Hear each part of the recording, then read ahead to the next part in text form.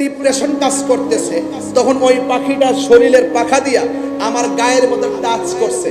যেই মাত্র টাচ করছে আমার পেরেশানি সেকেন্ডের ভিতরে দূর হয়ে গেছে। শুধুমাত্র তাই নয়, তখন আমার কাছে আসমান থেকে এইরকম দুইটা পেয়ালা খাজিনা আসছে, নিয়ামত। তখন আমি দুধটাকে বাছাই করে পান করেছি। জোরে কর না সুবহানাল্লাহ। কিছুক্ষণ পরে দেখলাম একটা সদ্যজাত একটা নূরের পুতুল আমার নাভিমূলের বাম সাইড দিয়া প্রকাশিত হইয়া আমার সামনে সেজদা দিয়া পড়ে রইছে। নবীর ফুফি আম্মা, হ্যাঁ নবীর ফুফি আম্মা বলতেছেন, আমি দেখতেছি নবী সেজদা দিয়ে পড়েই আল্লাহ সাক্ষ্য দিতেছে আর নিজের সাক্ষী নিজে দিতেছে। এক বলতেছে আল্লাহ ছাড়া কোনো মাবুদ নাই, আমি নবী হইলাম আল্লাহর রাসূল। জোরে কন্না সুবহানাল্লাহ। আল্লাহ যখন ছিল একা, বলতে পারবো? আল্লাহ যখন ছিল একা, নাহি ছিল কোনো সখা, তখন আল্লাহ প্রকাশিত চাই। আল্লাহ হাকিকতের নূর দিয়া হাবিবের নূর করলেন পয়দা। আরে জোশ মারিলেন এশকের দরিয়া। আইরে সময় যায় পর দুরুদ নবী মুস্তাফায়, পর দুরুদ নবী মুস্তাফায় রে সময় যায় পর দুরুদ নবী মুস্তাফায়। আজকে আমার নবীর শুভ আগমনটা অনেকে মানতে চায় না।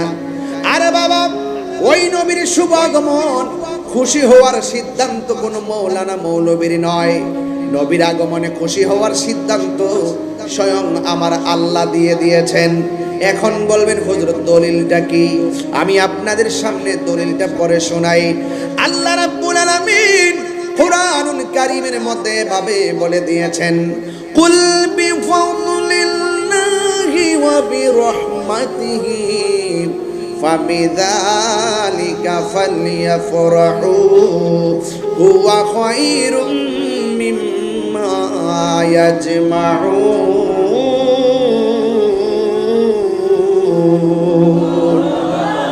আল্লাহ রাব্বুল আলামিন কুরআনুল কারীমের মধ্যে সুন্দর করে আশিকদেরকে একটা ঠিকানা দিয়ে দিয়েছেন। আল্লাহ বলে, হে বন্ধু আপনি বলে দিন, আমার নবী আপনার নবীকে দিয়া বলায়, আমার নবী আপনার নবী কয়। হ্যাঁ আমার আল্লাহ কই, বন্ধু আপনি বলে দেন এই পৃথিবীর মধ্যে মানুষ কিয়ামত পর্যন্ত আমি আল্লাহর পক্ষ থেকে যদি কোনো ফজল পায় তারা যেন আনন্দ করে, ওয়া বিরহমাতিহি, এবং তারা যদি কোনো রহমত পায় তারা যেন আনন্দ করে। এখন ফজল মানে অনুগ্রহ। এই ফজল মানে কি? রাইসুল মুফাসসিরিন আব্দুল্লাহ ইবনে আব্বাস রাদিয়াল্লাহু তাআলা আনহু আল্লাহর পক্ষ থেকে যে ফজলের কথা বলেছেন, আল্লাহর পক্ষ থেকে যে দয়ার কথা বলেছেন, কোন দয়াগুলো পেলে আমাদেরকে আনন্দের কথা বলেছেন, এখানে তিনি দুইটা জিনিস নিয়ে এসেছেন। এক নম্বর ফজল মানে হলো আল কোরআন, দুই নম্বর ফজল মানে হলো ইসলাম। জবানটা খুলে কি সুবহানাল্লাহ বলা যাবে না? আল্লাহ বলেন, হ্যাঁ বন্ধু আপনি বলে দিন, আমি আল্লাহর পক্ষ থেকে যদি তারা ফজল পায়, অনুগ্রহ পায়, তারা যেন আনন্দ করে। আল্লাহর কোরআনে, আল্লাহ পাকের কোরআনের মর্মার্থ বুঝতে গেলে তাফসীর লাগবে, তাফসীর। ওই তাফসীরের মধ্যে রাইসুল মুফাসসিরিন আব্দুল্লাহ ইবনে আব্বাস রাদিয়াল্লাহু তাআলা আনহু বলেন, এই ফজল মানে হলো ইসলাম, ফজল মানে হলো কোরআন, ফজল মানে হলো ইসলাম, ফজল মানে হলো কোরআন। এই কোরআন যারা কর্ণফুলি পাইছেন আপনারা কি খুশি না বেজার? এখন বলবেন হুজুর কোরআন পাইছি খুশি, একটা কারণ আছে। আপনি যখন অন্ধকার কবর দেশে যাবেন, কবরে যাওয়ার পরে ডান দিক থেকে বাম দিক হবেন, এই দুনিয়ার কোনো মানুষ ওই কবরের ভিতরে চাঁদের আলো ঢুকাইতে পারবে না। এই দুনিয়ার কোনো মানুষ কবরের ভিতরে মোমবাতির আলো ঢুকাইতে পারবে না। এই দুনিয়ার কোনো মানুষ ওই কবরের ভিতরে কোনো ধরনের বিদ্যুতের লাইট ঢুকাইতে পারবে না। আমার নবী আপনার নবী বলেন, যখন কোনো দুনিয়ার কৃত্রিম লাইটের ব্যবস্থা নাই, ওই কবরের ভিতরে আপনি যখন অন্ধকার কবরে পড়বেন, আপনি তখন অন্ধকারে কবরে হতাশ হয়ে যাবেন। কিন্তু হঠাৎ কইরা যখন ডান কাত থেকে বাম কাতে যাবেন, ওই মুহূর্তে তাকায়া দেখবেন আপনার কবরের ভিতরে বিনা তারে একটা লাইট জ্বলতেছে। বিনা তারে গো একটা লাইট জ্বলতেছে। তখন আপনি তারে জিজ্ঞাসা করবেন, তুমি কে? আমার ডানে মাটি, বামে মাটি, উপরে মাটি, নিচে মাটি, পায়ের দিকে মাটি, মাথার দিকে মাটি, সব আমার একা রেখে চলে গেছে। দুনিয়ার কোনো লাইট নাই যে আমার কবরের মধ্যে আলো দিবে। তুমি কে গো? আমার কবরের ভিতরে আলো দিতেছো। ওই আলোর জবান খুলে যাবে, ওই আলো ডাক দিয়া বলবে, আমারে তুমি চিনো না, আমি হইলাম তোমার দুনিয়ার কোরআন তেলাওয়াত। আর বড় করে বলুন আল্লাহু আকবার। দেখা দাও রাসূলুল্লাহ তুমি, কাঁদে আশিক তোমার, আছো শুয়ে মদিনায় তুমি, কাঁদে আশিক তোমার। রাসূলুল্লাহ কি উপায় হবে আমার, রাসূলুল্লাহ কি উপায় হবে আমার। মরণের চিঠি যখন আসবে আমার, কালিমার তালকিন দিও বারে বার।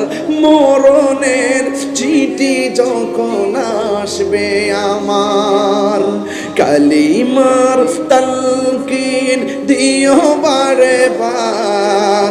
দাও দেখা দাও চেহারা তোমার, দাও দেখা দাও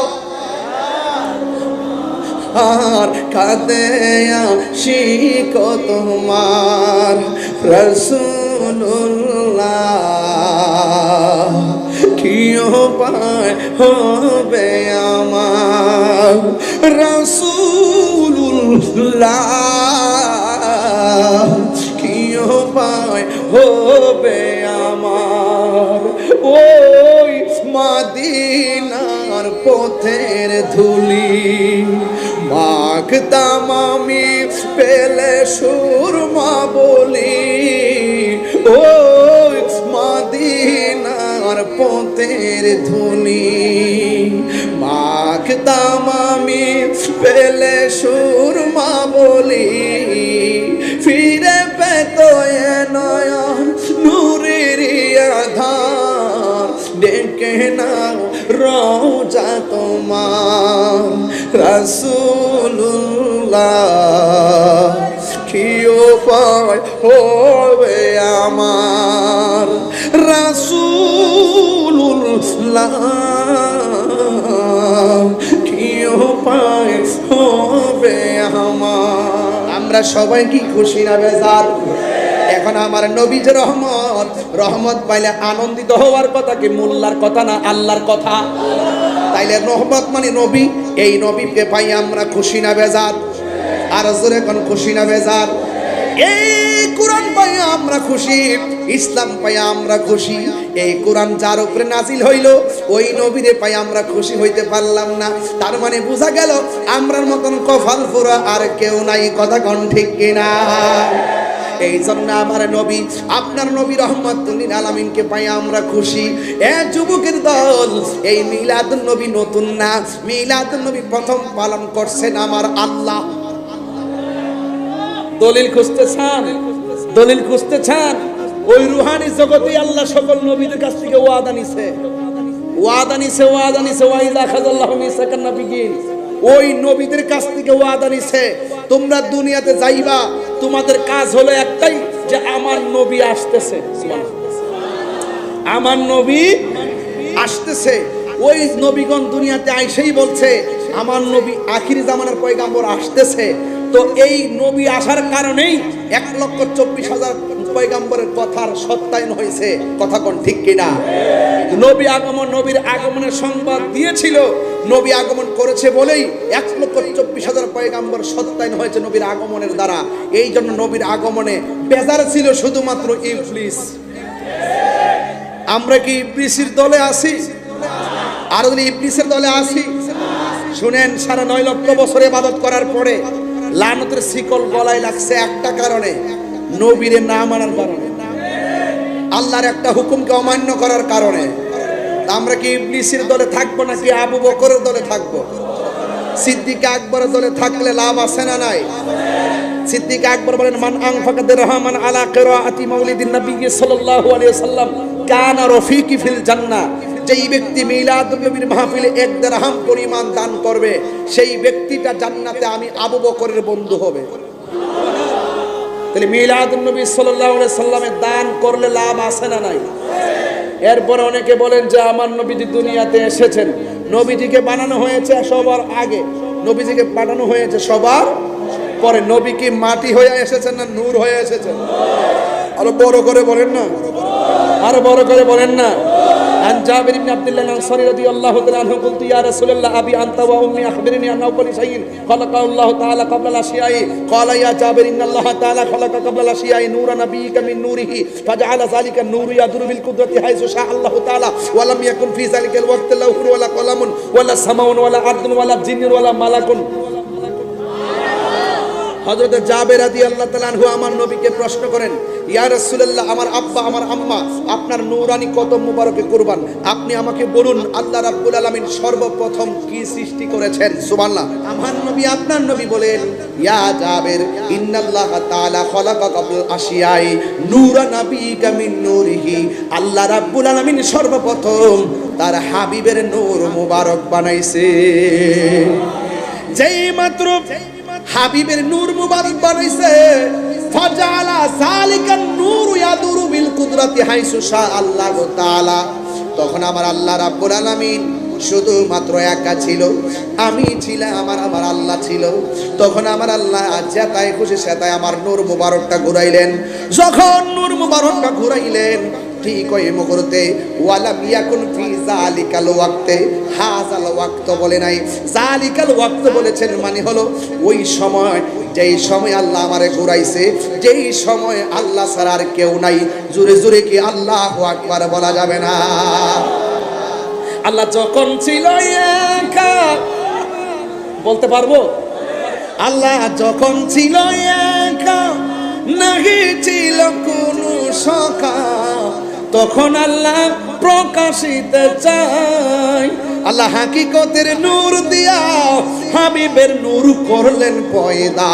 আরে ডোস মারিলেন এশকের দরিয়া, আইরে সময় যায় বড় দুরুদ নবী মুস্তাফায়, বড় দুরুদ নবী মুস্তাফায় রে সময় যায় বড় দুরুদ নবী মুস্তাফায়।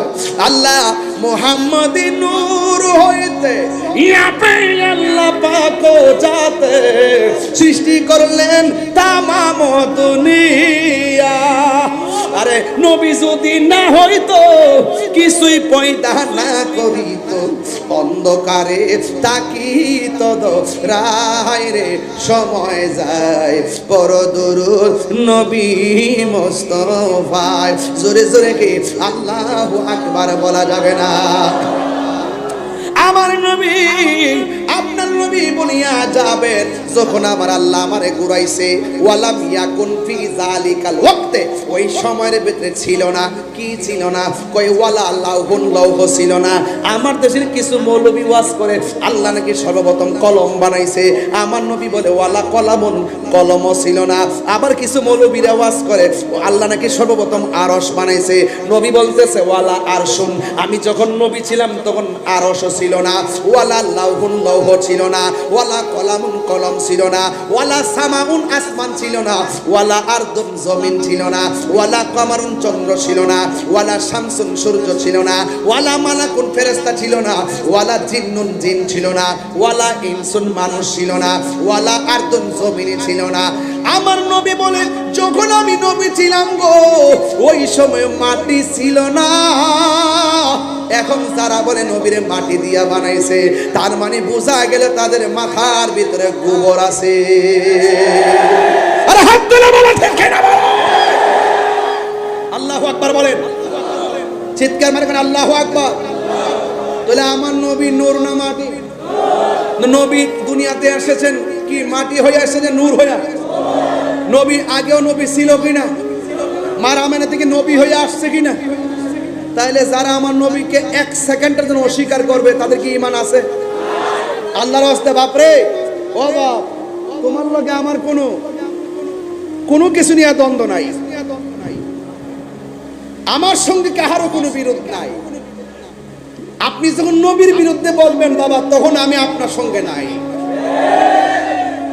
আমি আপনার সঙ্গে নাই।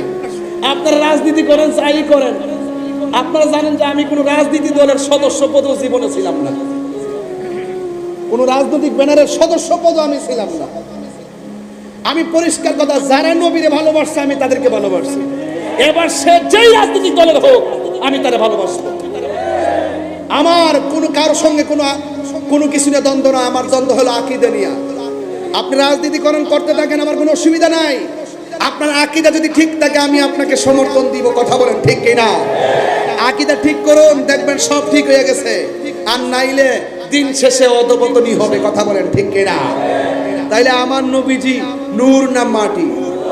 আর যারা নূর না মাটি, নবীজিকে যারা নূর মানবে না এদের ঈমানে খাতরা আছে।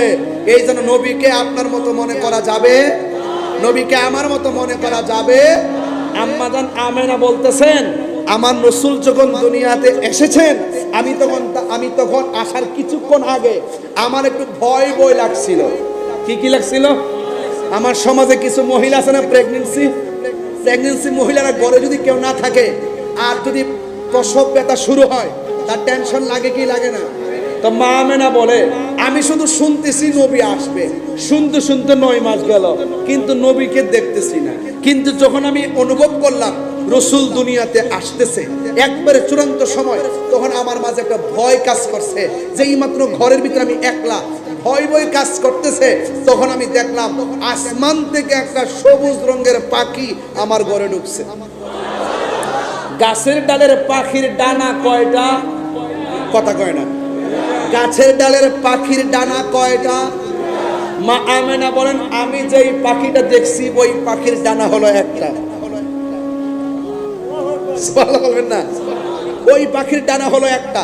যখন আমার মধ্যে একটা ডিপ্রেশন কাজ করতেছে তখন ওই পাখিটা শরীরের পাখা দিয়া আমার গায়ের মধ্যে টাচ করছে। যেই মাত্র টাচ করছে আমার পেরেশানি সেকেন্ডের ভিতরে দূর হয়ে গেছে। শুধুমাত্র তাই নয়, তখন আমার কাছে আসমান থেকে এইরকম 2টা পেয়ালা খাজিনা আসছে, নিয়ামত। তখন আমি দুধটাকে বাছাই করে পান করেছি। জোরে কর না সুবহানাল্লাহ।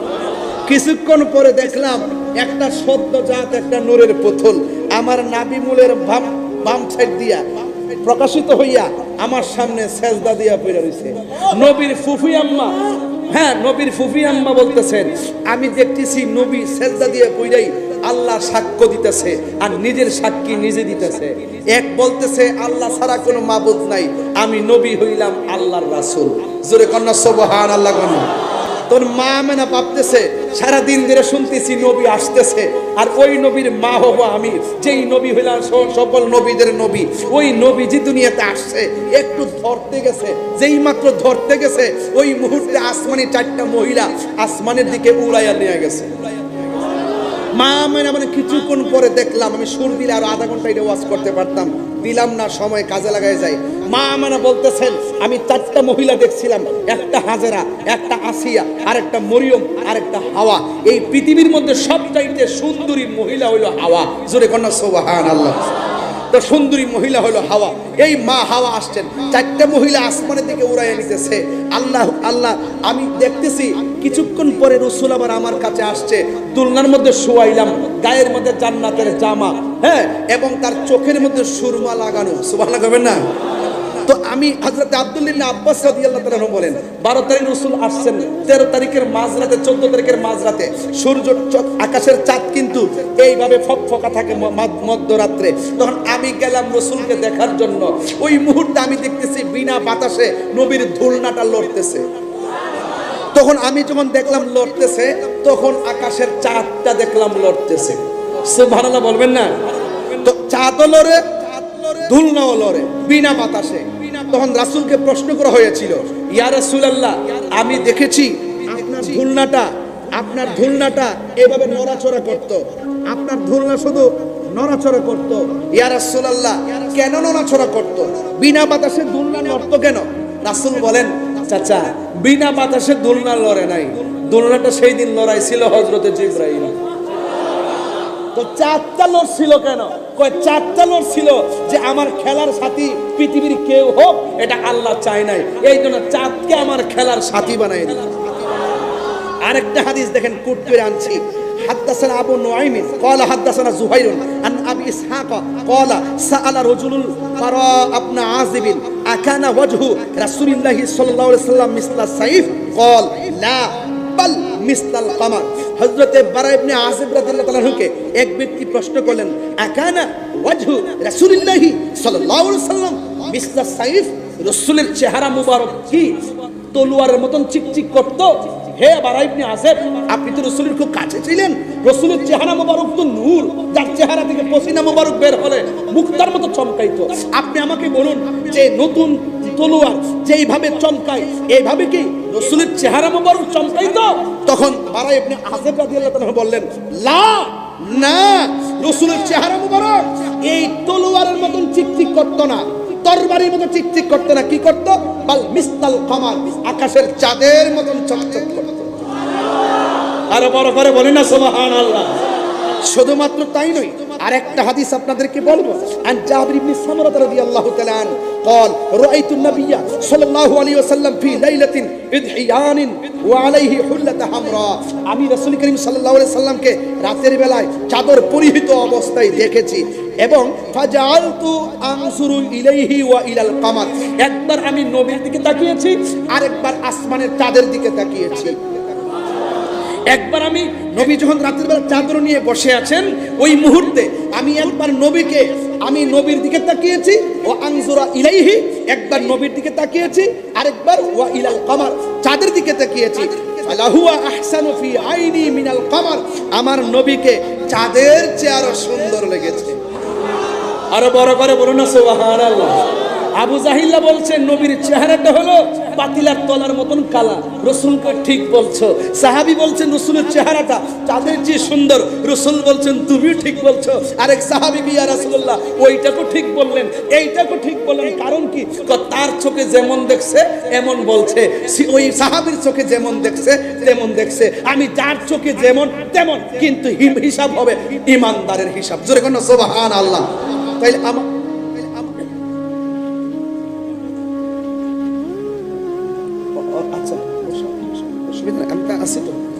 আসি, কি কষ্ট হচ্ছে আপনাদের? খারাপ লাগতেছে নাকি? আমি কিন্তু একটু টু দা পয়েন্টে কথা বলতেছি, এই যুবকদের জন্য। এদেরকে একটু ঈমান তাজা রাখতে হবে। এখন প্রতিটা দিন হবে ঈমান পরীক্ষার দিন। কথা বলো, ঠিক কিনা বলো? ডাক দিলে পাওয়া যাবে তো ইনশাআল্লাহ। পানের জলে বেশি আসা কচুরি পানা নয় সুন্নিরা। সুন্নিরা জাগতে জানে, মরতে জানে। সুন্নিদের ইতিহাস কারবালার ইতিহাস, সুন্নিদের ইতিহাস বদরের ইতিহাস, সুন্নিদের ইতিহাস হুনাইনের ইতিহাস, সুন্নিদের ইতিহাস হযরত শহীদ ফারুকী রহমাতুল্লাহ আলাইহি